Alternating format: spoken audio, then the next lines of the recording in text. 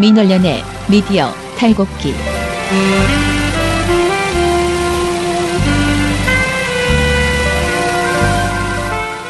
자, 민원연의 미디어 탈곡기 37화 시작하겠습니다. 네, 저는 민원연의 김원경 사무처장이고요. 미디어 탈곡기 이장입니다. 네, 저는 민원련 배난 활동가고 부녀회장입니다. 네, 소주 2병을 먹고 어제 쉬었던 청년회장 이봉 활동가입니다. 네. 술 얘기하지 마세요. 자, 그래도 사고 안 치고 어제 모든 일이 잘 마무리됐습니다. 그렇지 않아요. 보고서가 2개 다 나왔고, 그리고 저도 그 고난의 그 회의를 했으나 모든 것이 잘 마무리됐고, 네. 그래서 벌써 오늘이 목요일이라는 게 또 저에게 큰 즐거움을 주고 있습니다. 목요일이구나. 네. 좋다. 네, 그러니까요. 오늘 하루만 잘 버티면 이제 또 내일은 주말을 맞을 수 있습니다. 자, 오늘 우리 털 것이 사실 뻔해요. 근데 요즘 너무 할 게 많은 것 같아요. 사실은 사드 그 추가 배치, 그러니까 보고 누락 이것과 또 지금 그 뭐죠?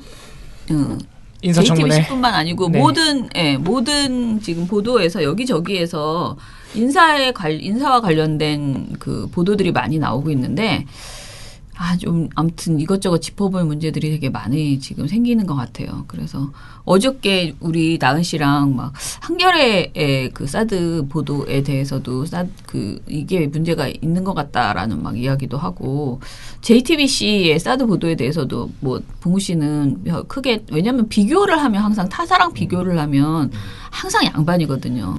아니, 그래서 이제 뭐 이건 저는 좀 생각이 다른데, 아무튼 제가 제 차례 되면 말씀드리겠습니다. 네, 이런저런 이야기들을 막 했는데, 뭐 객관적으로 그 문제 제기하는 사람들이 분명히 있고, 그러니까 지금 제가 말씀드리는 거 애매하게 말할 필요 없이, 그걸 왜 청와대가 물어보지 않았느냐, 여태까지 왜 청와대가 그걸 모르고 있었느냐, 청와대가 더 문제다라는 식의 접근법이 이제 지금 계속 여기저기서 나오고, 그런 질문을 이제 기자들은 계속 자유한국당이 그런 주장을 하니까 반론으로 이제 물어보는 거죠. 청와대에 왜 그거를 그렇게 하지 않았느냐, 그럼 그것에 대한 답변은 무엇이다라고 또 이렇게 설명을 하는 이런 보도들이 여기저기서 이제 많이 나오고 있는데, 그 자유한국당의 그런 그 주장들이 타당한지 먼저 짚어보는 태도가 굉장히 부족하고, 그냥 냅다 그것에 대해서 반론해라, 청와대에게 이것만 계속 하고 있는 것이 적절한가에 대해서는 저는 생각해 볼 필요가 있다. 그러니까 이 사안 자체를 자체적으로 규정을 하는 게 아니고, 기자가 이게 도대체 무슨 사안이지?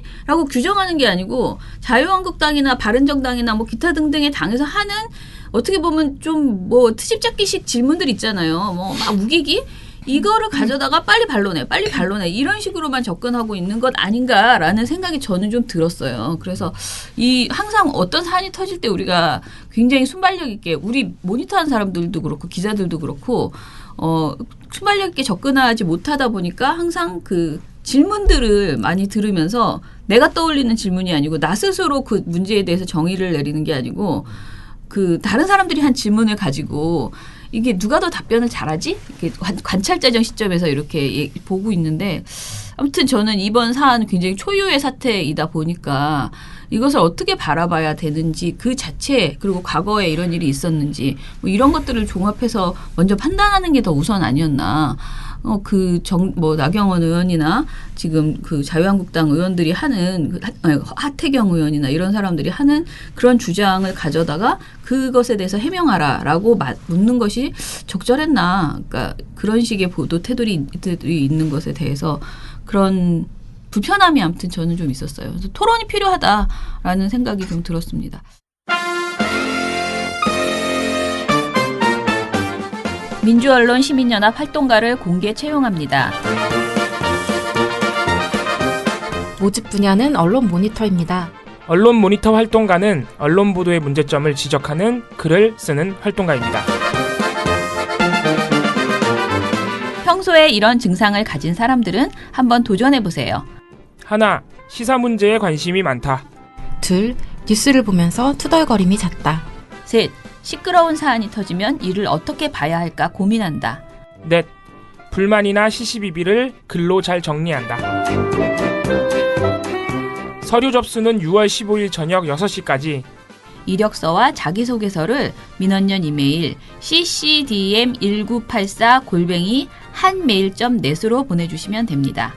자세한 사항은 민원련 홈페이지나 전화 02-392-0181로 문의하시기 바랍니다. 많이 지원해주세요. 네, 그러면 오늘 누구부터 할까요? 신문부터 합시다. 네. 오랜만에. 맨날 본인이 맨 꼭지로 하려고 하는 나은 씨부터 털어봅시다. 예.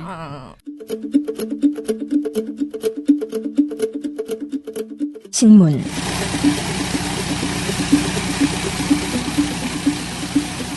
일단 사드 발사대 추가 방안이 그 보고 누락 사태라고 얘기를 하고 있죠. 근데 요거의 대략적인 뭐랄까 정황? 일지를 말씀드릴 필요는 있는 것 같아요. 네. 일단 다들 아시겠지만 올해 3월 6일 그때 오산기지에 사드 발사대 2기가 반입이 됐죠. 그리고 7일 다음날 그 국방부가 여기에 대해서 반입이 됐다라고 공식 발표를 했어요. 2기가. 근데 이후의 진행 상황에 대해서는 공개하기 어렵다고 설명을 했고요. 네. 그리고 나서 4월 26일 나머지 사드 발사대 4기가 그러니까 이동되고 있는 장면이 단독 보도됐죠. YTN 그 보도로. 4월 25일 YTN. 우리나라에 추가로 들어온 사드 발사대 4기의 모습이 담긴 영상을 YTN이 단독으로 입수했습니다. 성주 쪽으로 이동하는 장면이 포착됐는데 사드의 핵심 장비들이 집결한 것으로 보여서 작전 배치가 임박했다는 관측이 나오고 있습니다. 강정규 기자의 단독 보도입니다. 그래서 이제 기자들이나 이런 사람들이 국방부에 사실 확인을 했는데 공식 확인을 안 해줬어요. 네. 여기에 대해서는 노코멘트라고 얘기를 했고. 안 해주겠다고 했죠. 안 네. 해주는 게 정상이라고 우겼어요. 네네. 이거는 뭐 안보 문제이기 때문에 네. 어쩌고 하면서 그렇게 응대를 했습니다. 그래서 어쨌든 이거는 보도는 그런 장면 의혹은 있지만 사실관계는 확인되지 않았다. 네. 그러니까 거기까지고요. 그리고 이제 5월 25일 문재인 대통령은 5월 10일 날 취임을 했죠. 그리고 5월 25일 국방부가 국정기획자문위 업무보고를 합니다. 근데 이날 사드 추가 반입 내용이 사실 있었다면 여기서 보고가 됐어야 됐는데 보고하지 않았어요. 네. 그리고 26일 날 위승호 국방부 정책실장이 정의용 국가안보실장한테 업무 보고를 하는데 이 자리에서라도 보고를 했어야 되는데 여기서도 안 합니다. 근데 이상철 국가안보실 1차장이 사드 4기 추가 반입 사실을 이제 어떻게 알았느냐 이날 알게 됐는데 그 보고에 참석했던 관계자 한 명한테 따로 네. 그 구체적인 사항을 물어봤다는 거예요. 근데 그 과정에서 4개가 더 있다고 하는 사실을 인지하게 된 거예요. 네. 그러니까 다음 날 27일 이상철 차장이 정의용 실장한테 반입됐다는데요 라고 사실을 보고한 거예요. 여기서부터 이제 일이 커지기 시작하죠. 28일 날, 그러니까 그 사실을 알고 이제 정의용 실장이 한민구 국방부 장관한테 오찬 자리에서 정의용 실장은 한민구 장관과의 오찬 자리에서 사드 발사대를 추가 반입했는지 물어봤습니다. 청와대 발표에 따르면 정 실장이 사드 4기가 추가 반입됐다는데요 라고 물었으나 한 장관은 그런 게 있었습니까? 라고 반문했다는 겁니다. 라고 반응했다는 거예요. 약간 치매설인 그쪽으로 가시는 그런 게 있었습니까가 제일 쇼킹하지 않아요? 네, 되게 충격적이죠. 그런 반응을 할 수 있다는 게. 그러니까 이분이 뭐 들리는 말에 따르면 안 되겠구나라고 생각하고 여기서 이제 대통령한테 보고하기로 마음을 먹고 정 실장은 고의로 답변을 회피하거나 부인하는 것으로 판단했고 이 내용을 문재인 대통령에게 보고했습니다. 결국 사드 발사대 추가 반입 사실은 문재인 대통령이 한 장관에게 직접 확인했습니다. 30일 날 대통령이 그 사실을 알고 굉장히 충격을 받았다라는 표현을 써가면서 이거 보고 누락 경위 조사를 해라라고 지시를 내립니다. 그리고 이날 동시에 청와대가 우리가 흔히 아는 그 언론에 보도된 보고 누락됐다라는 발표가 진행이 됐고요. 동시에 이제 군 관계자 한 20여 명을 대상으로 해서 조사가 이날부터 시작이 돼요. 자, 그러니까 언론 보도들이 저희가 지금 신문은 31일자 지면을 보고 얘기하는데 언론이 인지하고 있는 상황은 여기까지예요. 31일, 그러니까 어제 같은 경우 그 조사 결과가 나와요. 근데 어떤 결과가 나왔냐면 애초에 26일 날 있었던 업무 보고에서 이야기가 됐어야 할 그 보고서 내용을 보니까 맨 처음 보고서 초안에는 6개 그 발사대가 반입이 돼 있다는 문구가 있었다는 거예요. 근데 알 수 없는 모종의 이유로 이후 첨삭 과정을 거쳐서 그런 그 사실을 인지할 수 있는 문구들이 다 빠졌다는 거예요. 다 빠졌고 그렇다면 이것은 의도성이 분명히 있는 것이다라는 사실이 있기 때문에 31일 날 청와대가 한 번 더 발표를 합니다. 이거는 의도적으로 누락한 것이다라고. 근데 한민구 장관은 여기에 대해서 뭐라고 하냐면 내가 시키진 않았다. 내가 삭제 지시한 적은 없다. 이런 반응을 보입니다. 네. 하긴 뭐 까먹으신 분이라서 사드 내기 들여왔다는 게 까먹었다는 분이라서 그런 게 있었는지도 모르는 사람인데. 그리고 덧붙여서 대통령이 누군지는 아시나 모르겠어요. 대통령 누군지는 알겠지? 약간 정권 바뀐 거 기억을 잘 못하시는 기억을 잘 못하시는 것 같은데. 네, 전 놀리지 않겠습니다. 더 이상 저도 그냥 혹시나 하는 거예요.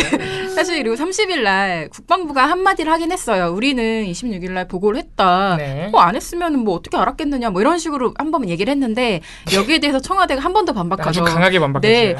확인해봤는데 누구한테 보고했냐? 1차관, 2차관 다 확인해봤는데 보고 받은 사람 없다고 한다. 라고 한 거죠.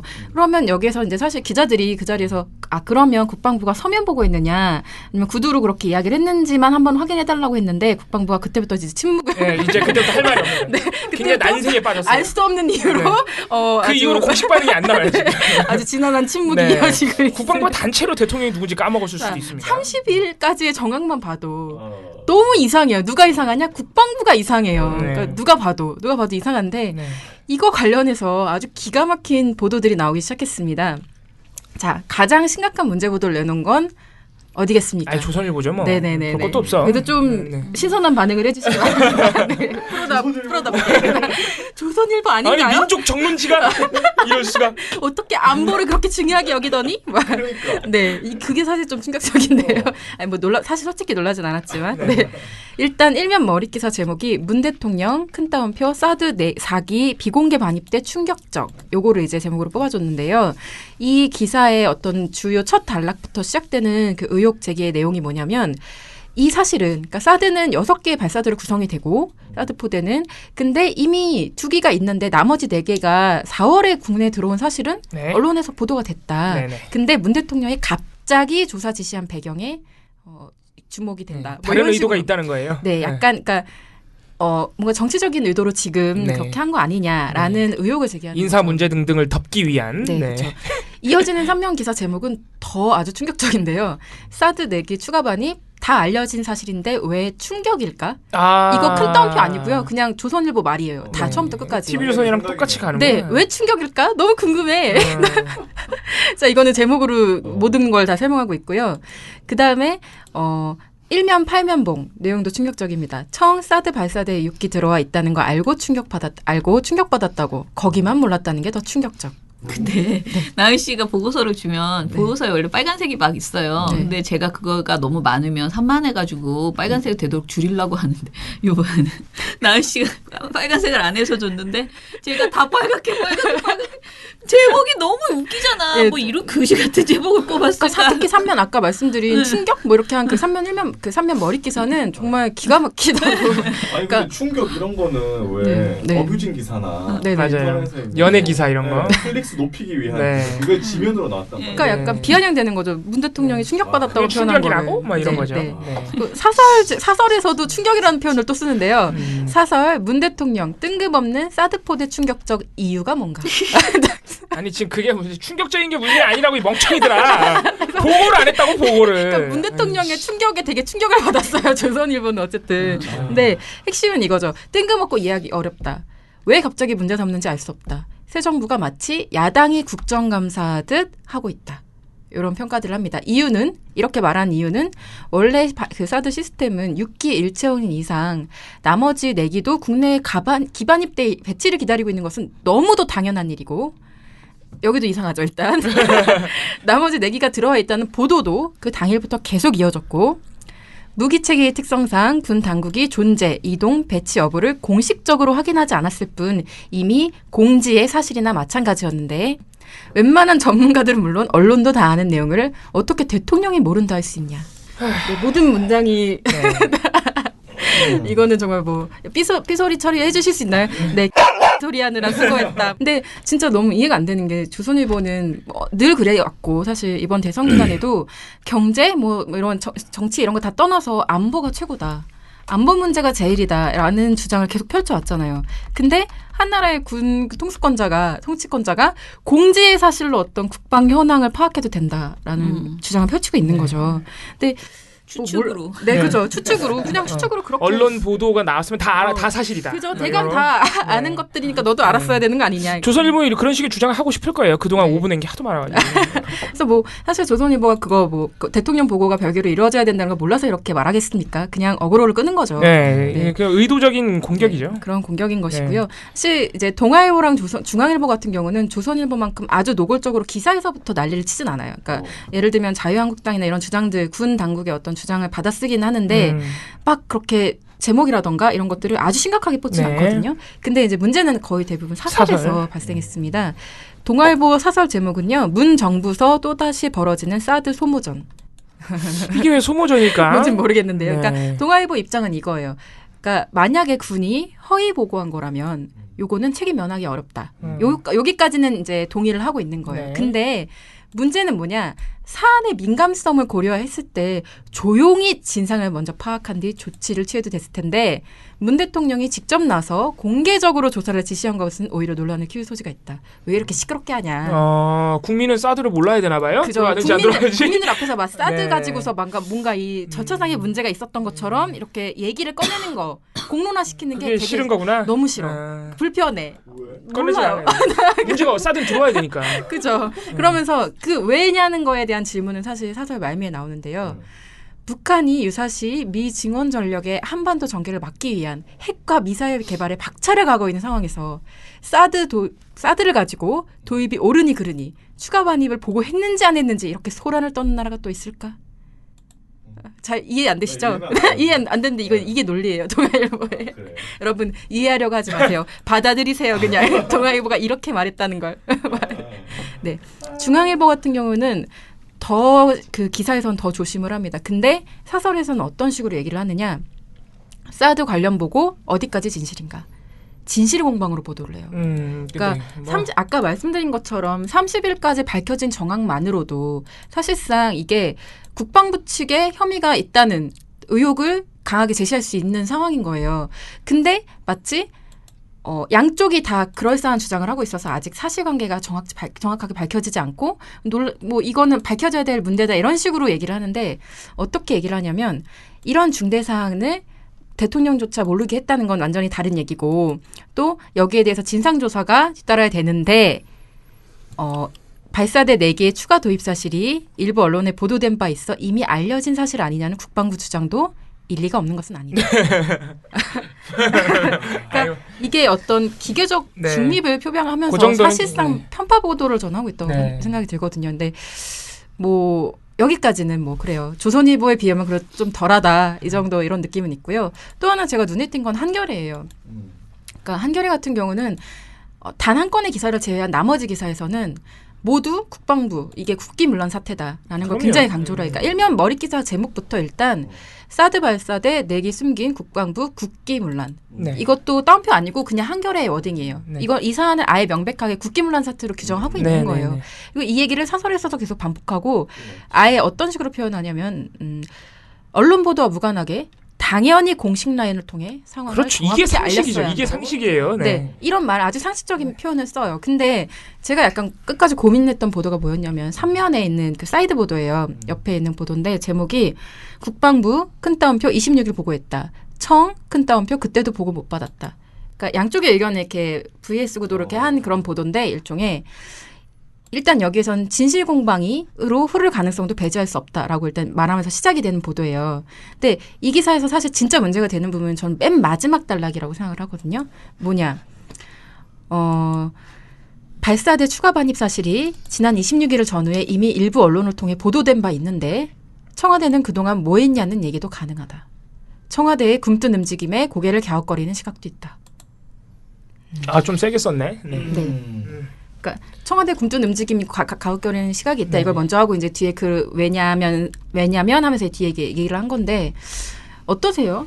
이런 말 자체가. 그러니까 이게 조선일보하고는 일단 달라요. 뭐가 다르냐면 조선일보는 이렇게 몰랐을 리 없고 일단 몰랐을 리 없고 만약 몰랐다면 넌 무능한 거고 알고 한 거면 너 지금 정치적 공세야라고 일단 얘기를 하는 거죠. 그렇죠. 근데 한겨레는 뭐냐면 이렇게 언론 보도가 돼 있고 중요한 현황이고 사드는 굉장히 사실 대선 때도 큰 이슈였고 저희가 이제 새 정부 취임 이후에 특사 보내고 할 때도 그게 주요 외교 현안이었잖아요. 근데 왜 더 빨리 해결을 못했냐는 질책인 거죠, 사실.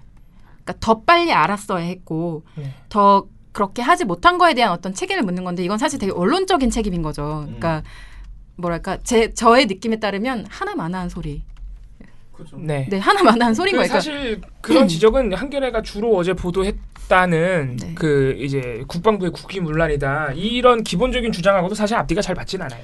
네. 정말 하나마나한 소리고 사실 이게 그러니까 막말로 한 몇 개월 됐으면 취임하고 한 뭐 네. 몇 개월 됐으면 이런 말 전 할 수 있다고 생각해요. 네, 근데 네, 네. 지금 취임하고 사실 26일부터 그런 얘기가 본격적으로 시작이 돼서 알아본 뒤에 배경 시간까지 네. 감안하면은 취임하고 정말 한 보름 만에 이 사실이 이제 본격적으로 수면 위에 떠오르기 시작한 거예요. 네.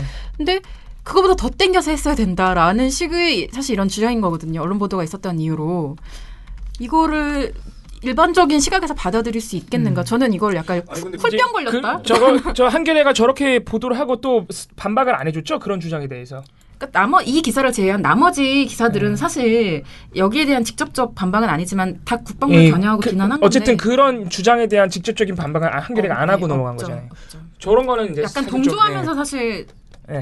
말을 덧붙인 거죠. 이제 그렇게 볼 수 있다는 식으로. 저런 논조가 사실은 청와대 지금 사실 중동까지는 잘 모르겠는데 어쨌든 조선일보 이런 류의 언론들이 지금 취하고 있는 일종의 청와대 책임론 프레임이거든요. 이거를 청와대의 책임으로 돌리는 거예요. 그죠. 교묘하게.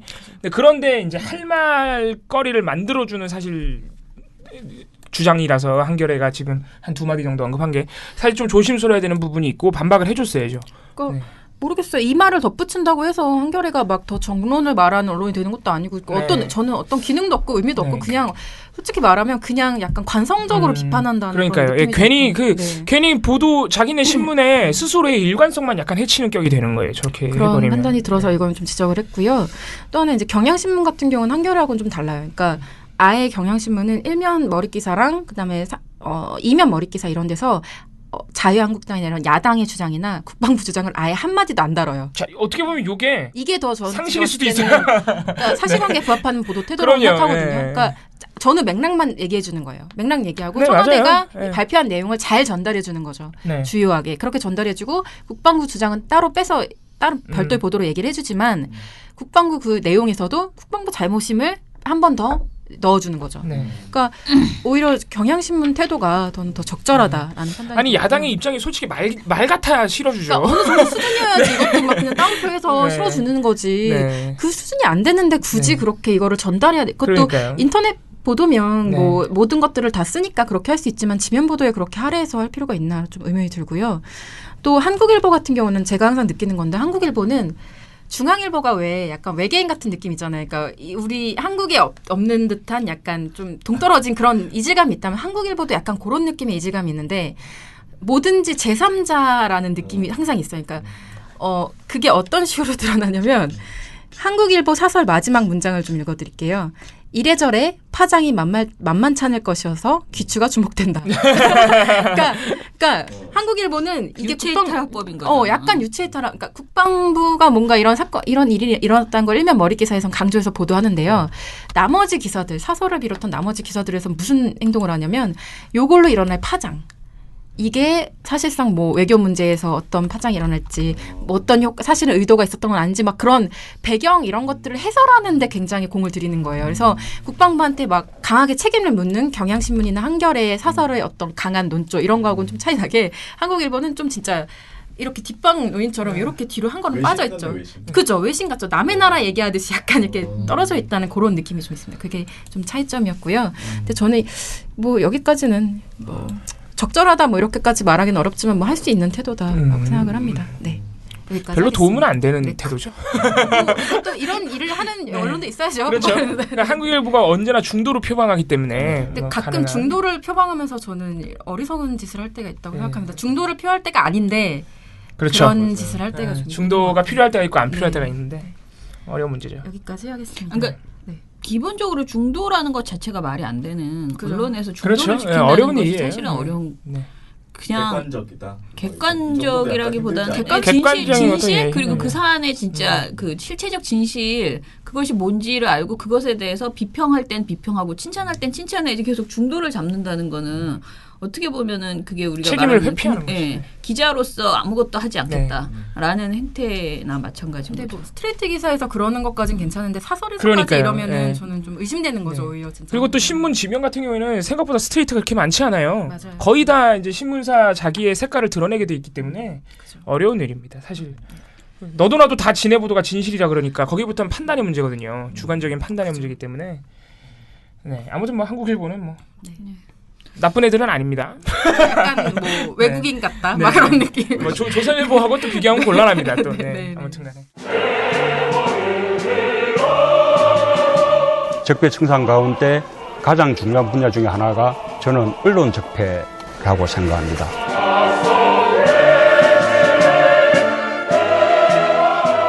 민원연에 대한 압도적 지지가 대한민국의 새 시작을 여는 힘입니다. 시민 여러분들의 힘으로 언론 교체 꼭 해내겠습니다. 정말 잘해보고 싶습니다. 힘을 모아 주십시오. 민원연의 미디어 탈곡기.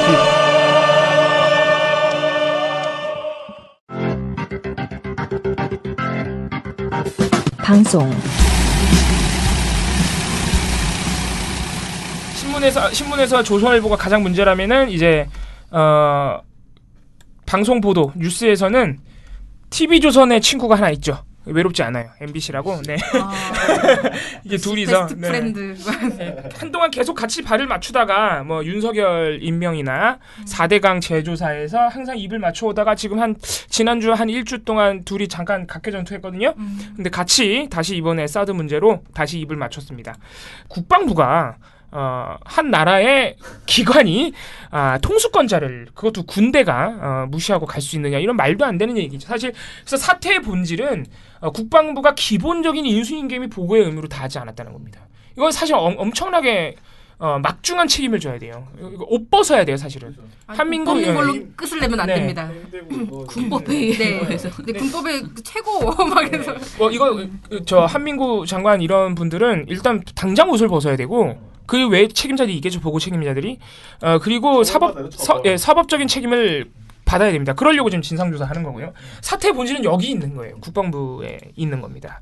그래서 그거를 하는 건데 지금 뭐 26일 날 보고를 했느니 마느니 뭐 문재인 대통령이 YTN 단독 보도 그거를 알았느니 몰랐느니 지금 이런 얘기를 할 때가 아니라는 거죠. 그래서 그런 방송사들의 전반적인 태도가 보이는데 TV조선, MBC는 특히나 심각하다. 그래서 TV조선 같은 경우에는 이날 30일 날 이 사안이 일단 다 톱보도예요. 그래서 톱보도는 뭐냐면은 30일 날 청와대가 발표했잖아요. 얘네 보고 안 해가지고 우리 조사합니다 이렇게. 그래서 이거를 다들 톱보도를 하는데 다른 방송사들은 전부 이제 청와대 그 발표만 보도를 하는데 TV조선이 이 톱보도부터 청와대 입장을 보도하면서 비판을 해요. 아주 이게 사실 방송 보도에서는 굉장히 잊기 힘든 보도예요. 잘 이렇게 어떤 일방의 입장을 전하는 보도에서 자신의 논평을 이렇게 넣는 경우가 잘 없어요. 방송 보도는 되게 왜냐하면 방송 분량이 짧기 때문에. 근데 TV조선이 아주 마음을 먹은 듯 여기 톱보도부터 이제 비판을 하는데 뭐라 그러냐면은 문재인 대통령이 사드 도입 과정에 대한 진상조사를 지시했습니다.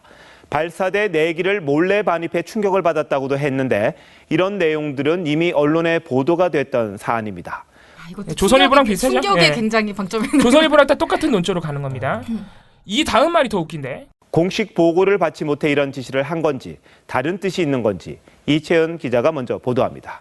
궁금하다. 음모론. 네. 이게 톱보도부터 나와요. 톱보도의 앵커멘트예요. 앵커멘트.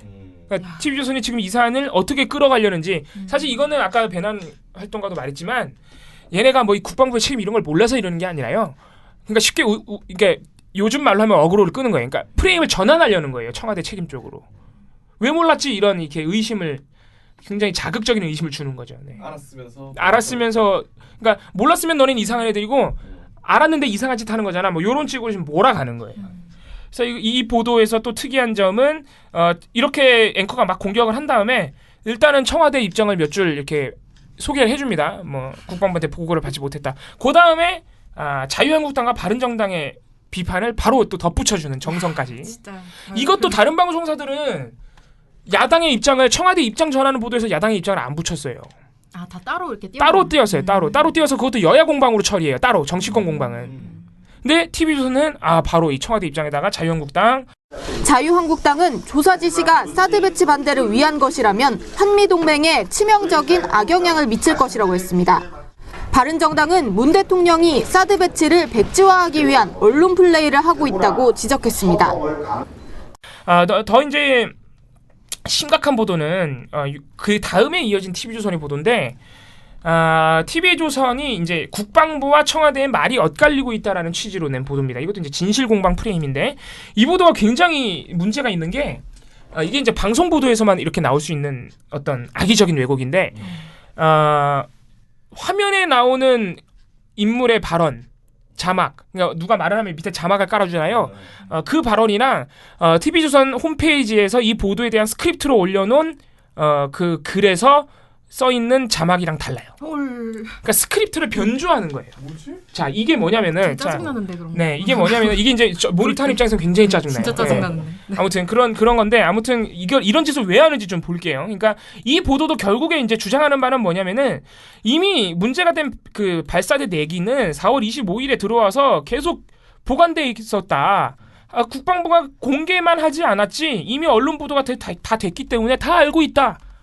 청와대만 몰랐느냐 이런 식의 보도입니다. 계속 하는 얘기는 똑같아요.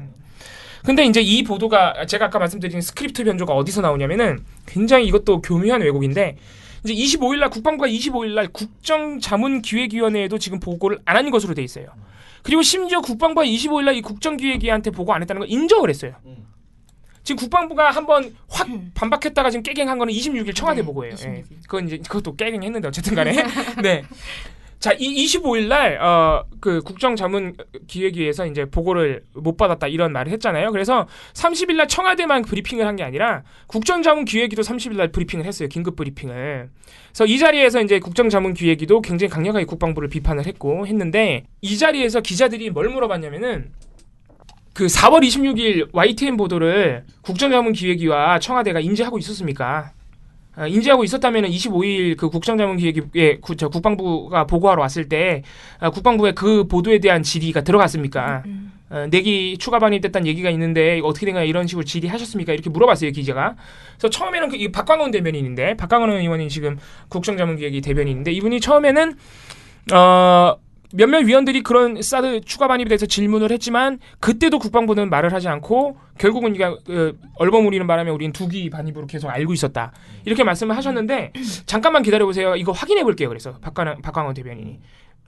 자기가 잘 기억이 나지 않는다. 그걸 질의했는지 그때 당시에 25일 날. 그래서 다시 들어가가지고 자문위원들이랑 회의를 1시간 정도 해요. 그때 우리가 질의했냐 국방부에. 근데 결론이 뭐냐면 그거는 질의 안 한 것 같다. 내기 초에. 왜냐하면 이날 다른 문제가 많았어요. 뭐 중국의 보복 또는 아무튼 이런 사드에 관련해서 더 근본적인 문제가 많이 논의가 됐기 때문에 그래서 박광원 대변인이 1시간 뒤에 다시 나와서 기자들한테 우리가 확인해 보니까 그 내기 반입에 대해서 언론 보도에 대해서 직접 우리가 국방부한테 물어보지는 않았다. 죄송하다. 사실관계를 바로잡겠다. 이렇게 이제 하고 넘어갔어요. 어쨌든 간에 이날 근데 어쨌든 국정자문기획위의 기본적인 입장은 뭐냐면은 이러나 저러나 국방부는 두기 반입으로 지금 보고가 돼 있는 상태다.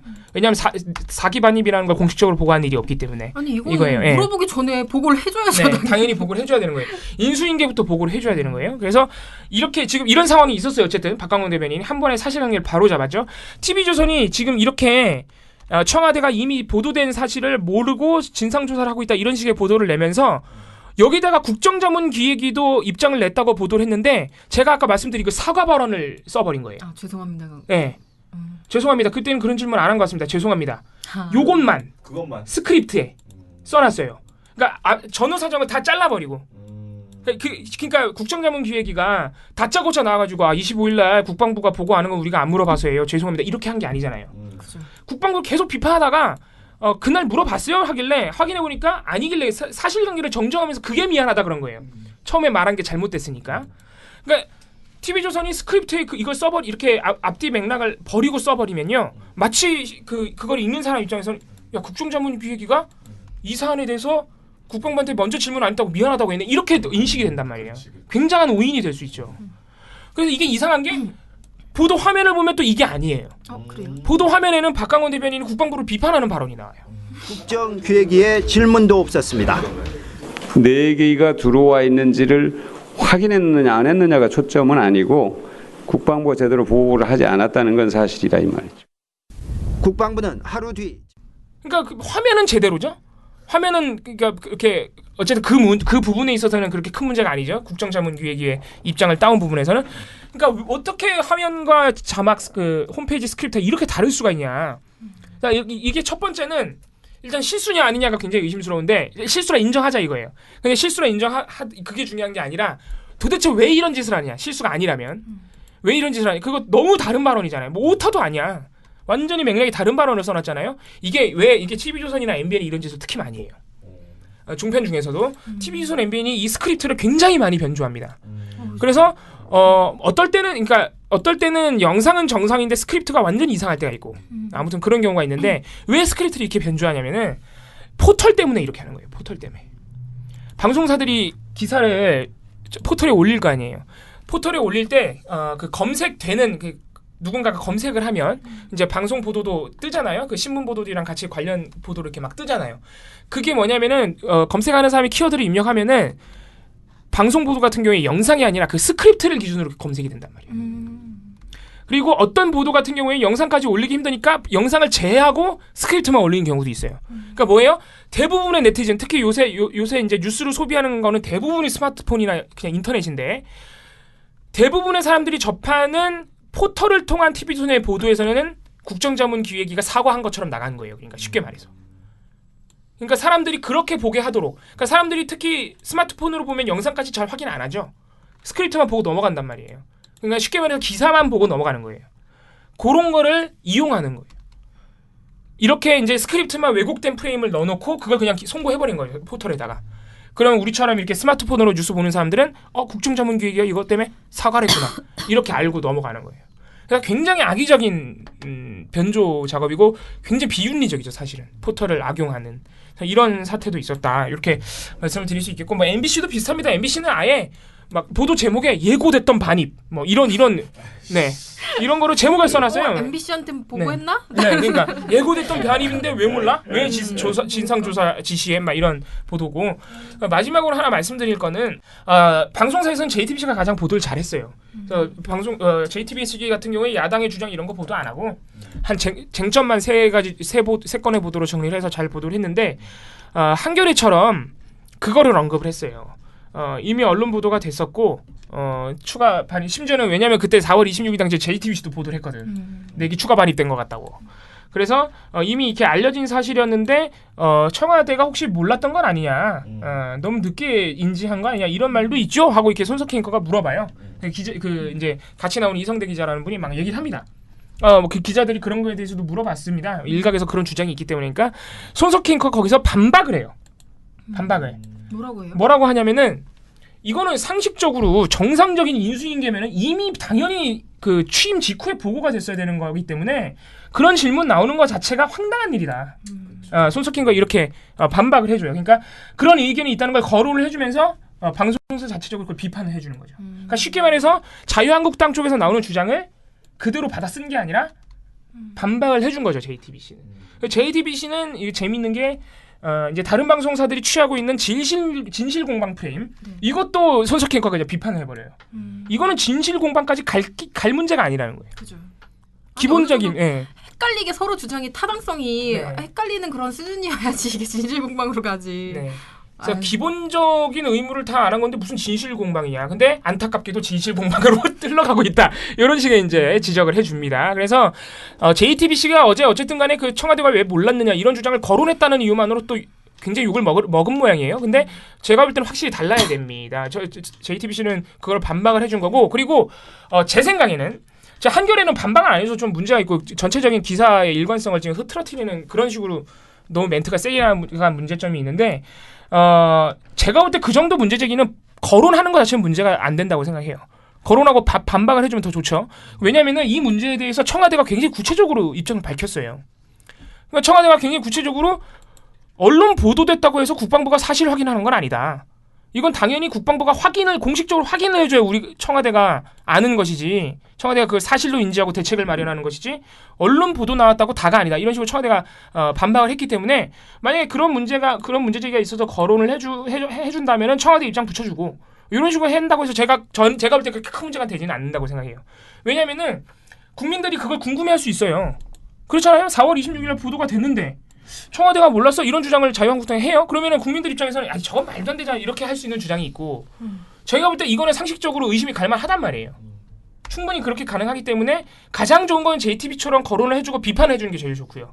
가장 좋은 건. 그래서 저는 거론한 거다 그런 자체 가지고 뭐라 하기 좀 힘들어. 근데 한겨레는 좀 너무 핀트가 나왔죠. 그러니까 너무 세. 너무. 그러니까 예를 들면 거론을 했냐 안 했냐가 문제가 아니고 네. 이걸 어떤 방식으로 거론했냐 말씀하신 것처럼 기사의 편집이 문제거든요. 네, 너무 일관성을 흐트러뜨리는 그러니까 지적을 나간 거예요. 그런 지적이 있다는 거 앞에 언급해주고, 하지만 뭐 여기에 대해서 뭐 그런 게 있다라고 얘기를 서술해주면 되는데, 문제는 한겨레에 하지만 청와대의 굼뜬 움직임에 고개를 갸웃거리는 시각도 있다는 게 마지막 단락이에요. 그러니까 그리고 끝나는 거예요. 그렇게 문제 제기하고 거기에 동의하는 듯한 뭐 그렇게 생각하는 것이 가능하기 때문이다. 이러면서 마무리를 한단 말이에요. 그러면 지금 이 기사는 사실 그렇죠. 납득하기 어렵죠. 그러니까 한겨레의 저보도는 잘못된 거예요. 왜냐면은 제가 말씀드린 건 거론하는 것 자체는 괜찮다는 게 뭐냐면은 최소한 저기다가 청와대가 뭐라고 반박했는지 붙여줘야 돼요. 청와대가 그거에 대해서 아무 말을 안 한 것도 아니고 다 반박을 했단 말이에요. 구체적으로. 그럼 최소한 그거라도 붙여주고 들어가야지. 저런 식으로 끝내버리면은 사실 문제가 있죠. 저렇게 하면 이제 뭐 욕을 먹어도 저희가 뭐 어떻게 저는 근데 봉우 씨랑 다르게 전 JTBC 잘못했다고 생각해요. 지금도 제가 지금 거듭 다시 한번 얘기를 하면 뭐냐면은요, 손석희 앵커가 기본적으로 처음에 물어볼 때 제가 정확한 워딩을 그냥 말해볼게요. 자, 이런 것이 어떻게 진실 게임이 항상까지 흘러가는가, 이건 조금 이해할 수 없는 부분이기도 한데, 한 가지 더 아까 뭐 잠깐 얘기가 나왔습니다만은 지금 오늘로 이제 취임한 지가 3주째인데, 그렇다면 거꾸로 왜 이런 사실 그러면 이제야 알게 된 것이냐, 그 전에 먼저 물어봐서 파악할 수 있었던 것은 아니냐라는 반론도 있던데, 그건 뭐라고 얘기를 합니까? 기자가 일단 청와대에서는 그런 과정들에 대해서는 공개하기 어렵다. 이 사실을 최초에 언제 인지했는지에 대해서는 지금은 말할 수 없다. 이런 입장을 지금 밝히고 있습니다. 라고 말을 해요. 여기까지만 들어도요, 청와대가 입장을 말하지 못하고 있구나 지금. 뭔가 뭐 제대로 해명이 안 돼요. 솔직히 말하면. 그 다음에 또 뭐라고 그러냐면. 근데 이건 사실이에요. 언제 인지했는지는 청와대가 실제로 말을 안 해주고 있어요. 그 다음에 앵커가. 근데 그게 정상적인 인수인계라면 제일 먼저 알렸어야 되는 부분 아닌가요? 묻기 전에라도. 일단은 그런 생각이 드는데, 상황이 여기까지 오니까 그럼 왜 묻질 않았느냐 하는 얘기까지도 나오고 있는 것 같습니다. 자기 이제 해명을 해요. 자기가 아까 질문했던 것이 좀 약간 문제가 있다. 이제 제 생각에 문제가 있으니까. 이거 오바다 이런 질문을 하는 것 자체가, 이렇게 앵커가 말을 했는데 여기다 기자가 답변을 뭐라고 하냐면, 당장 야권에서는 보고 누락된 것도 문제가 있지만 새 정부가 적극적으로 보고를 받으려 하지 않은 게 있는 게 아니냐, 뭐 그런 측의 어떤 문제 제기도 하고 있습니다. 이렇게 하고 그냥 끝내거든요. 그랬더니 이게 기자가 한 전부예요. 그랬더니 앵커가 아무튼 결과적으로는 대통령이 사드가 몇 대가 있는지 정확하게 모르고 있었다, 이런 얘기가 되는 거잖아요. 보고를 전혀 하지 않았기 때문에. 아무튼 그런 상황이 돼버리고 말았습니다. 앵커가 수습을 또 해요. 그러니까 앵커가 질문 던지고 답변하는 과정에서 저는 이 말을 아예 안 하는 게 제일 좋았다라고 저는 생각을 한 거예요. 그러니까 물론 그나마 수습을 했어. 손석희 앵커가 어떻게 해서든 수습은 했으나, 저는 이걸 그냥 이런 반론, 이 앞에 한 말 있잖아요. 그러니까 왜 이런 질문을 굳이 야권이 하느냐, 이걸 문제 제기하고 끝냈으면 제일 깔끔했을 문제인데, 그러니까 기자는 계속 중립을 잡으려고 뭔가 이 양쪽의 반론을 다 담아주려고 노력을 하는 태도를 이제 일단은 가지고 있었던 것이고, 그래서 굉장히 지금 제가 아까 거듭 말하지만은 이 사안이 어떤 사안인지에 대해서 정리하는 것이 더 지금 중요한 것이지, 네가 적극적으로 보도를 안 받은 거 아니냐, 이런 문제 제기가 있다, 이런 이야기들을 굳이 전달을 하고 청와대가, 그리고 물론 그 상황 파악을 할 수 있었던 거, 그러니까 이게 첫날이잖아요. 오늘 이렇게 했으면 진짜 큰일 나지. 근데 첫날이었기 때문에 오히려 더 신중하게 시시비비를 가리기보다는 이 사안이 무슨 사안인가, 저는 그게 더 중요했다고 생각하거든요. 왜냐면은 시시비비는 조사를 지시했어요, 대통령이. 그럼 나올 거 아니야, 내일이든. 그러면 그거는 오히려 나중 일이고, 진짜 국방부가 거짓말을 하는 건지 청와대가 멍청한 행동을 한 건지는 나중에 얘기해도 되는 것이고, 정말 필요한 이야기는 도대체 이런 중요한 사안이 청와대가 인수인계 들어간 다음에 3주 동안 보고를 못 받은 것이 이것이 무슨 의미이냐. 저는 그것에 집중해서 그거를 더 따져봤어야 된다라는 생각이 들어서 네, 저는 아무튼 약간 아쉬움이 있었어요. 그러니까 제가 너무 눈높이가 높은 거예요. 사실은 손석희 앵커에게 워낙 기대감이 높잖아요. 그러다 보니까 이게 왜 이렇게밖에 못했을까라는 저는 아쉬움이 계속 있었고, 특히 기자의 발언이 이게 그냥 기자들 보통 다른 기자들하고 똑같이 일반 다른 회사의 기자들하고 똑같이 기자들이 그걸 집중 질문했습니다. 어쩌고 저쩌고 쭉 얘기를 하고 청와대는 그런데 바뀔 수 없다는 입장을 밝혔습니다. 그리고 당장 왜냐하면 바뀔 수 없다는 지금은 말할 수 없다는 조사가 끝나야 말할 수 있다는 거잖아요. 청와대 입장은. 왜냐하면 조사 지시했고 조사를 하고 있는데 거기다 대고 청와대가 또 우리는 어쩌고 저쩌고 뭘 공개할 수는 없는 상황이거든요. 어제 대통령이 조사 지시했는데. 근데 저는 요 두 번째 멘트 있잖아요. 지금 당장 야권에서는 보고누락도 문제가 있지만 새 정부가 적극적으로 보도를 받으려 하지 않는 것 아니냐는 문제 제기도 있습니다. 그러니까 이 얘기를 듣고 앵커가 놀란 거지. 또 수습을 한 번 더 한 거지. 그래서 아무튼 결과적으로는 대통령이 사드가 몇 대 있는지도 정확히 모르고 있었다는 얘기가 되는 거잖아요. 보고를 전혀 하지 않았기 때문에 그렇게 된 거잖아요. 이렇게 이제 수습을 해준 거죠. 네, 제가 보기에는 그래요. 그래서 그러니까 지금 이 부분만 보고 이렇게 얘기하면 JTBC가 엄청 잘못한 것 같은데 JTBC가 이날 보도량도 제일 많아요. 제일 많고 5건 했어요. 5건이고 이 중에 쟁점만 3건이에요. 쟁점 정리만. 3건 내내 JTBC는 어디부터 치고 들어가냐면은 일단 추가 반입을 결정한 책임자가 누구냐. 한민구, 김감진이다. 이런 거부터 시작해서 굉장히 잘했어요, 보도를. 굉장히 잘 보도를 계속 내내 잘 하다가 이게 이제 끝에서 두 번째 나오는 보도인데 기자하고 후반부의 보도, 뉴스 후반부의 보도예요. 이거를 잠깐 언급을 한 건데 그게 그래서 저는 이제 거론한 것 자체는 사실 그렇게 큰 문제가 되지 않는다 이렇게 생각을 하고 다른 방송사들하고는 확연히 다른 점이 있으니까. 근데 이 정도는 상대적으로 따지지 않고 그냥 절대적으로 봐도 JTBC가 보도를 잘했습니다. 제가 볼 땐 그래요. 잘했고. 아무튼 오늘 또 어제 보도가 또 나왔을 테니까 한번 지켜봐야 될 점이 있습니다. 그리고 지금 이 사태의 문제는 다시 한번 말씀드리지만은 이 박근혜 안보 라인이라고 불리는 김관진, 한민구 이 두 분이 사실상 인수인계를 아무것도 안 하고 있다는 게 사실 굉장히 큰 문제입니다. 그래서 지금 김종대 정의당 의원 같은 분들이 이제 인터뷰 하시는 걸 보면은 사드하고 관련해서는 김관진, 한민구 이 두 분이 A4 연리지 한 장 준 적이 없대요. 지금 현 정부에. 정말 말이 안 되는 거예요. 당연히 인수인계하면서 각 분야별로 각 사안별로 인수인계를 해주게 돼 있는데 그렇게 민감한 문제인 사드에 대해서 저는 서류 한 장 안 넘어갔다는 얘기거든요. 상당히 심각한 상당히 심각합니다. 그러니까 지금 한민구 장관 통수권자가 미국이냐 문재인 패싱 아니냐 이런 얘기까지 나오는 겁니다. 그래서 이번에 진상조사가 확실히 돼가지고 잘잘못 따질 거 다 따져서 사법 처리해야 된다고 그렇게 생각이 들어요. 아무튼 이번 사안은 기계적 중립이라든가 이런 거에 빠지지 않아야 되는 그냥 사실 그 관계 그 자체. 왜냐면 이거는 정말 다른 것처럼 전 정부에 대한 어쩌고 이런 햇소리 할 여지가 없는 내용이잖아요. 보복이래 운동 모든 게 맨날 그런 식으로 돌아가고 있는 상황에서 그래서 굉장히 잘 보도해야 되겠다. 괜히 어줍지 않게 뭔가 중립이랍시고 그러니까 사안에 대한 이 사안이 뭐지? 이걸 정말 제대로 전달하는 그거를 가야 돼. 그리고 이거를 사드를 반대하려고 트집을 잡는 것이다. 라는 식으로 이제 접근하는 게 지금 조선일보에 계속 보도잖아요. 근데 그것에 대해서도 정확하게 반박을 해주는 이게 사드 배치에 대한 그러니까 완전히 처음부터 다시 이야기하는 이 부분에 대해서 그런 보도가 이어져야지 자꾸 야당이 주장하는 그 프레임 있잖아요. 거기에 말려가지고 그 논쟁으로 계속 반박이 안 나오고 있다. 반박해라. 이런 식으로 접근하지 않았으면 좋겠다라는 생각을 저도 좀 이제 특히 우리가 말하는 진보 언론이라고 하는 쪽에다가 그런 걱정이 좀 들더라고요.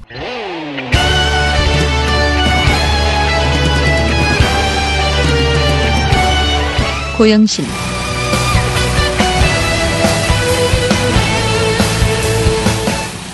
제가 어제 이제 고민이 좀 됐어요. 왜냐하면 이게 제가 계속 말하지만은 한 사람에게 이렇게 많이 털리는 것이 좀 미안하다. 이분 괜히 후보 방통위원 후보 한번 됐다가 인생을 너무 털린다 이렇게 생각을 해서 발표를 안 하려고 이제 생각을 하고 이제 있었는데. 좀 논의를 했거든요. 근데 국민의당이 전혀 이걸 처리할 생각이 없어 아유, 보인다는 정말 제정신인가? 그런 생각이 이제 들었어요. 어떡하지? 근데 추천은 계속 그러니까 지금 재논의 중이잖아요. 근데 이게 이렇게 오래 다른 논의할 때 사안입니까? 논의를 진행을 안 하고 있고요. 그리고 고영신 씨의 해명을 듣겠다고 이제 얘기를 한 거고 그 다음에 그렇게 특별히 문제가 없다는 식의 발언을 최명길 의원이 민주당에 있다가 국민의당으로 간 최명길 의원이 약간 그런 맥락의 발언을 하셨어요. 최근에. 미방인데 그래서 어쩌면 이게 그대로 갈 수도 있지 않을까 추천이 뭐 번하면 안 되는 분인데 왜냐하면 이거는 결격 사유가 있기 때문에 사실 법적으로도 안 되는 사람인데 굳이 왜 이렇게 하나? 방통위 쪽에서는 추천해도 우리가 할 수가 없다 이런 말도 나온다 그러더라고요. 예. 결격 사유가 많아서. 아무튼 그런 상황이어서 그냥 하나만 더 또 얘기하자 이런 제일 센 거. 네. 이참에 이렇게 하나씩 많이 이렇게 털어드려야 본인도 좀 본인 인생 반추하면서 반성하고 그러죠. 자, 시국을 바로 보자라는 제목의 기사인데요. 이게 말이 기사지 그 칼럼이에요. 근데 이제 시국을 바로 보자. 언제냐? 86년 3월 1일. 완전 군부 독재. 자, 3월 1일 제 대학교 1학년. 대학교 1학년입니다. 86년 3월 1일. 전 태어나지 않았습니다. 3월 2일 날 입학식하니까 아직 대학생 아닌 그런 상황이네. 3월 1일 날 새만 잡으려다가 파국 불러들여라는 제목의 칼럼인데요. 경향신문이요. 이 사람 경향신문 기자였으니까. 그런데 이 칼럼은 한마디로 청와대 오찬회동 이후 정가에 관심은 신민당이 어떤 반응을 신민당이 그때 야당이고요. 민정당이 전두환의 그 지금으로 치면은 지금 뭐야? 지금은 없네. 자유한국당이 옛날에 민정당이라고 생각하시면 돼요. 예. 민정당, 그러니까 청와대 오찬 이후 정가에 관심은 신민당은 김영삼 총재가 그 당시에 이제 있던 어떤 반응을 보일 것인가에 쏠려 있다. 이때 당시에 전두환이 뭐라고 했냐면요. 시국 수습 방안으로 이야기를 한 것이 88년 2월 임기가 끝나는 전두환 후임 대통령은 87년 50 헌법에 따라서 체육관 선거로 뽑자 노태우로 정권 재창출을 하는 것에 동의해달라라고 요구를 했던 그런 발언이었어요. 그러니까 이제 이 발언을 시민당이 믿고 그대로 진행해주면 사실은 안 되는 그런 상황이었죠. 그런데 이 사람이 뭐라고 하냐면 고영신이 언제나 그렇듯 큰 목소리의 강경론이 분위기를 이끌어가는 형세를 보이고 있어 방향은 이미 부정적으로 흘러가고 있다.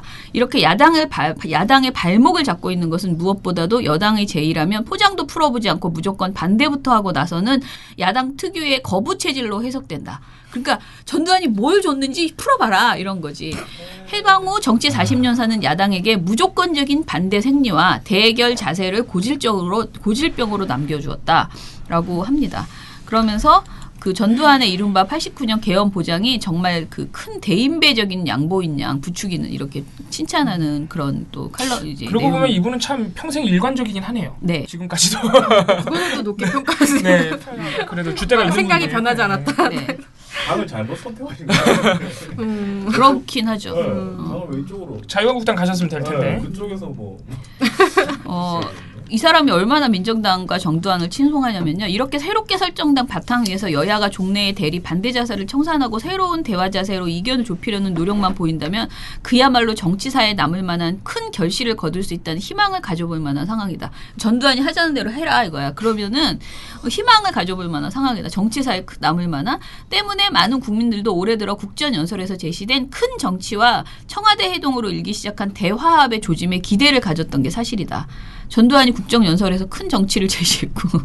이게 언제라고요? 86년이요. 큰 정치로. 대통령 선거 체육관에서 하자. 그래서 노태우 주겠다. 그 이후에 내가 물러나겠다. 나는 독도 국제 안 한다. 나는 크다 진짜. 그렇게 한 거지. 배고프네 갑자기. 네, 아무튼 이런 주장을 마구 했습니다.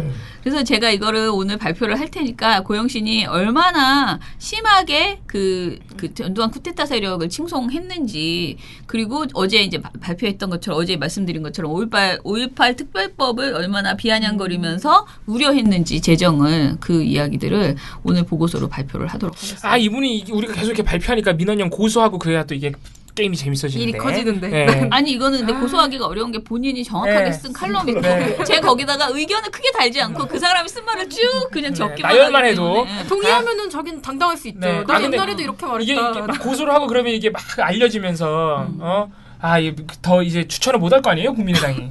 재밌어질 텐데. 아니 이렇게 독재 정권을 대변하던 분이. 그러니까. 지금 심지어 광주 민심을 대변한다는 당에 가가지고 정말 세상은 요지경입니다. 알 수 없네. 진짜 인생은 알 수 없네. 네, 알 수 없습니다. 언론들이 이명박근혜 아바타입니까? 실망입니다. 4차 산업혁명은 이미 우리 곁에 와 있습니다. 민원연은 4차 산업시대를 맞아 언론의 미래만 보고 가겠습니다. 우리나라의 기울어진 언론 지형을 바로잡을 단체 누굽니까? 민원연의 미디어 달곡기.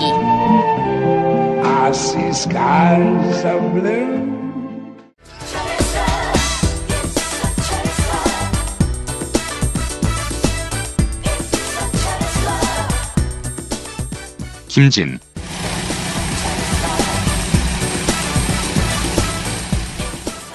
자, 김진 간단하게 제가 말씀드리겠습니다. 일단은 김진의 편파적인 진행이 뭐냐면요. 그 출연자 자체가 제가 어제도 말씀드렸는데 출연자 자체가 편향적이에요. 여의도 연구소의 연구원인 김병민 씨가 있고요. 그 다음에 또 그 정성희 동아일보 논설위원이 있습니다. 이 두 명은 고정이에요. 거의 매일 나와요. 거기다가 이제 야당 쪽 추천자들이 야당이 이제 야당이라고 하기 참 그렇다. 근데 박성규 청와대 대변인 이분이 이제 매일 나오진 않지만 아주 자주 나옵니다. 이 사람은 이명박 대통령 당시에 청와대 대변인이었고요. 벌써 3명이 저쪽이죠? 예. 근데 이제 야당 쪽은 누가 가끔가다 나오냐면은 갑자기 이름 생각 안 난다. 그 2명의 야당 정치인이 나오긴 해요. 전 그 민주당 의원들이 나오긴 하는데 이 분들이 맨날 나오지 않기 때문에 가끔가다 나오고 이 기본 대세가 여기는 딱 짱 받고 있는 그 2명이 정성희 논설위원과 이 2명이 좀 있어요. 근데 이분들이 보수적인 이야기를 쭉 하면 거기에 반론을 조금 제시하는 정도의 이야기들을 하고 있습니다. 본인이 장난 아니에요, 김진이라는 분이. 근데 이제 여기에서 김진 씨가 그러면 중심을 잡아야 되는데 김진 씨는 계속 그분들이 오히려 정성희 씨도 그렇고 오히려 그분들이 조금 옳은 말을 하면 막 그러면 안 된다 이러면서 막 중심을 자기 쪽으로 이렇게 몰고 오는 그런 진행자인데 그런 역할을 합니다. 일단은 이제 4대강 관련된 이야기를 하면서 감사 요청에 대해서 얘기를 하면서 이제 김병민 씨도 그렇고 정성희 씨도 그렇고 겉으로는 굉장히 객관적인 그 말투를 항상 쓰잖아요. 그러니까 문제가 있다면 감사를 해야겠지요. 이런 식으로 비리가 있다면 그거는 색출해야겠지요라고 계속 그런 문제 제기를 하고 이야기를 끌어갔어요. 그랬더니 김진 씨가 이제 짜증이 난 거지. 자기가 원하는 수위에 말을 안 해주니까. 그러니까 이 사람이 뭐라 그러냐면은 마지막에 제가 좀 더 노골적으로 깊이 들어가 볼까요? 라고 말을 해요. 그러면서 깊이 들어가 볼까요?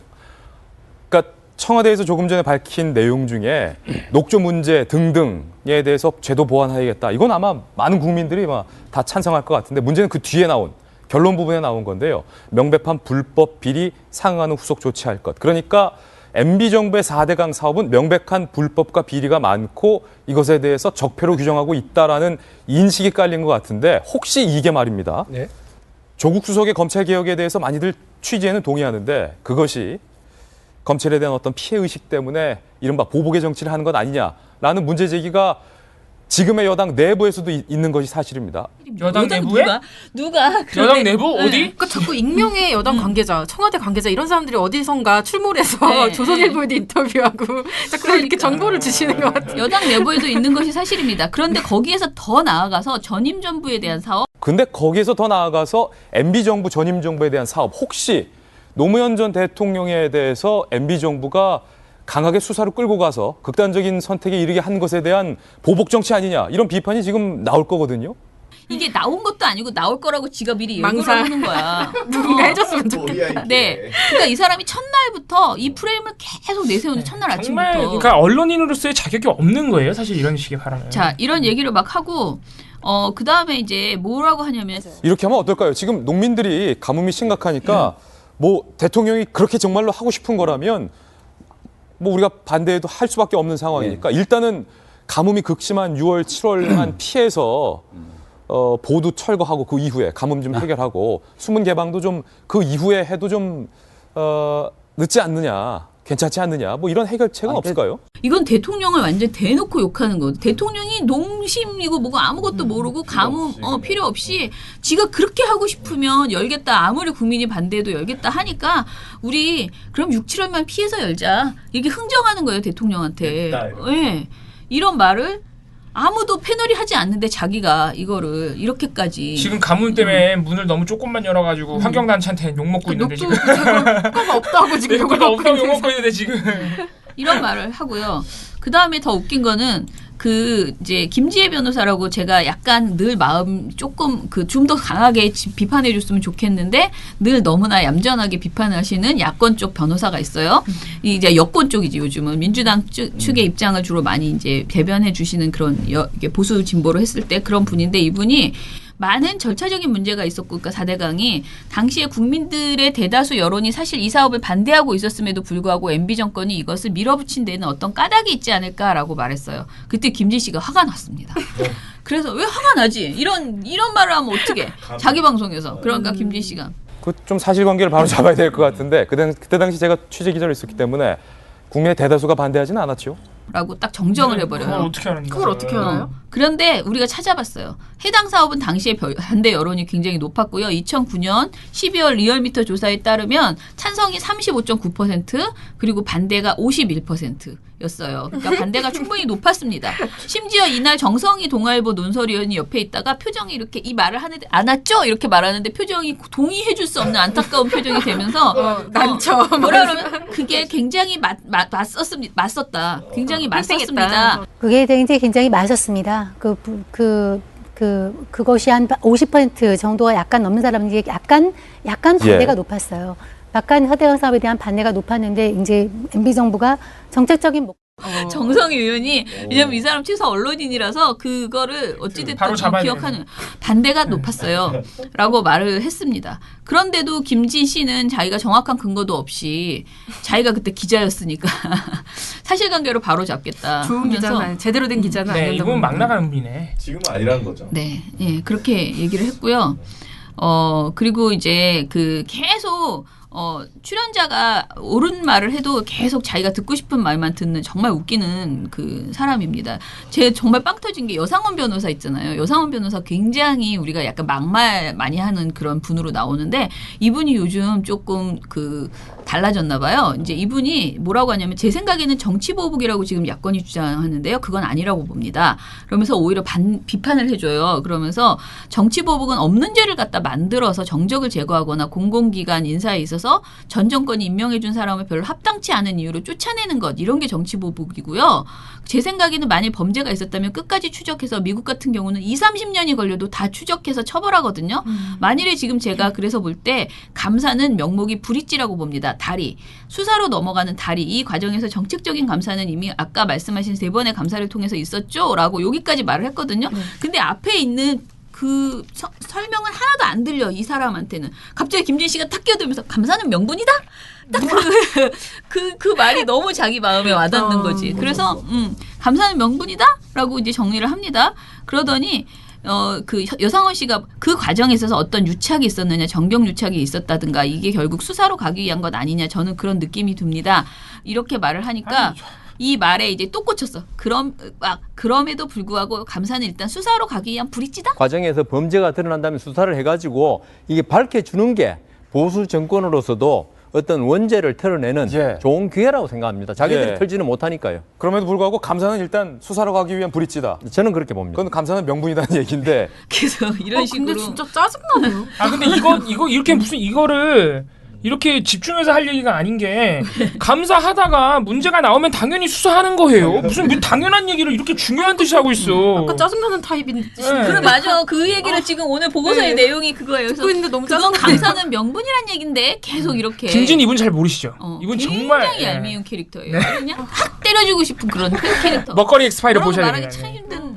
자, 이 나쁜 거를 이렇게 말하기 참 힘든데 아무튼간에 그러면서 이제 자기가 내용을 정리하는 것도 굉장히 편파적이에요. 그래서 이건 너무 길어서 4대강에 대해서 자기가 4대강 기존의 그 감사 결과를 이렇게 얘기하는데 이것도 정말 자기 중심적으로 그야말로 조선일보나 동아일보를 딱 정리한 것 같은 그런 정리를 당연히 뭐 채널A니까 그렇게 정리를 해놓고서는 막 동그라미 밑줄 쫙 그으면서 4대강 사업은 이렇게 철저하게 됐는데 이미 감사가 완벽하게 됐었는데 지금 시비를 건다. 이런 주장을 합니다.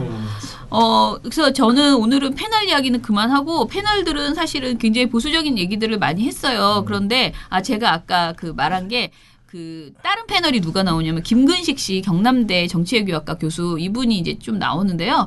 이분이 사실은 국민의당 통일위원장을 맡고 계세요. 그리고 김지혜 변호사는 이제 정당과 관련은 없지만 주로 진보적인 그런 의견을 좀 내고 있고요. 그다음에 박용진 씨가 나옵니다. 박용진 의원이요? 더불어민주당 의원 그리고 서가번 전 의원 이 두 사람이 가끔가다 나옵니다. 중간중간 매주 나오진 않고요. 그리고 김병민 씨는 지금도 열심히 출연해서 이제 말도 안 되는 소리를 말도 안 되는 얘기를 하는데 특히 이거는 MB에 대한 보복이다라는 것을 굉장히 강조하는 발언을 했고요. 그다음에 이제 정성희 씨가 한 발언 막말 중에서는 업체들이 정부가 들어오라고 해서 억지로 들어갔기 때문에 업체들이 굉장히 큰 피해를 봤다. 하기 싫은데 했다라고 하면서 그랬기 때문에 담합이었다. 그럼 더더욱 조사해야겠네. 더더욱 감사해야겠네. 아니, 자기들은 하기도 싫은데 들어갔는데 이제 와서 담합이라고 욕을 먹는 게 너무 업체한테는 부적절하다. 이 주장을 이제 계속 이 사람이 정성희 씨가. 그래서 감사하겠다고요.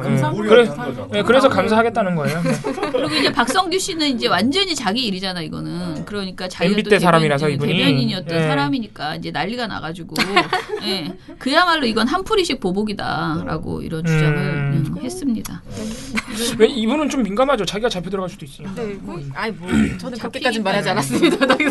그건 잡히기까지 하겠습니까? 그런데 아무튼 가장 이 방송의 돌직구쇼의 문제점은 패널들이 막말하는 패널이 기본적으로 너무 많다. 그 다음에 진행자가 완전 어이없다. 정말 종편은 그래서 없어져야 돼요. 앞으로 오늘 제가 아까 말씀드린 사드 사기 4개를 배치한 것에 대해서는 더 심하게 지금 난리가 왜 모르고 난리야 이런 입장으로 어제 계속 떠들더라고요. 그러니까 아마 굉장한 보고서가 또 나올 것이라는 생각이 듭니다. 정말 오늘 할 얘기도 참 많네요. 고영신 씨는 제발 내일은 아무것도 안 털 수 있도록 오늘 국민의당에서 좀 철회 좀 하세요. 정말 포기를 해주시면 아니 광주를 부정하는 사람인데 어떻게 이런 사람을 국민의당에 추천을 합니까? 광주를 부정하고 전두환 정권을 찬양하는 말이 안 되는 거예요. 지금 국민의당에 생각이 없는 거예요. 지금 광주가 얼마나 전두환 그 시에 대해서 진짜 아직 멀었어요. 근데 시작도 안 했어 진짜. 그런데 이 사안을 이런 식으로 찬양했던 사람. 이게 덜 알려져서 그런가 봐요. 더 널리 알려야 더 우리가 보고서 발표해야겠어요. 그렇게 12,000원짜리 홍보도 하시고. 그렇죠. 알겠습니다. 홍보하십시다. 국민의당이 직접 메일을 보내줘야 되나? 모르는 거 아니에요 지금? 아니요. 다 알아요. 아는데 왜 그래? 그러니까 국민의당이 알고도 이걸 처리하지 않는다는 것 널리 함께 알아야 할 것 정말 같습니다. 놀라운 일입니다. 제가 오늘 보고서 발표하면 많이들 공유 좀 해주시기 바랍니다. 그러면은 민원연의 미디어 탈곡기 내일 드디어 금요일 이번 주에 마지막 날이네요. 내일 다시 즐거운 마음으로 찾아뵙겠습니다. 민원연의 미디어 탈곡기는 내일도 열심히 털어드리겠습니다. 탈탈탈 안녕.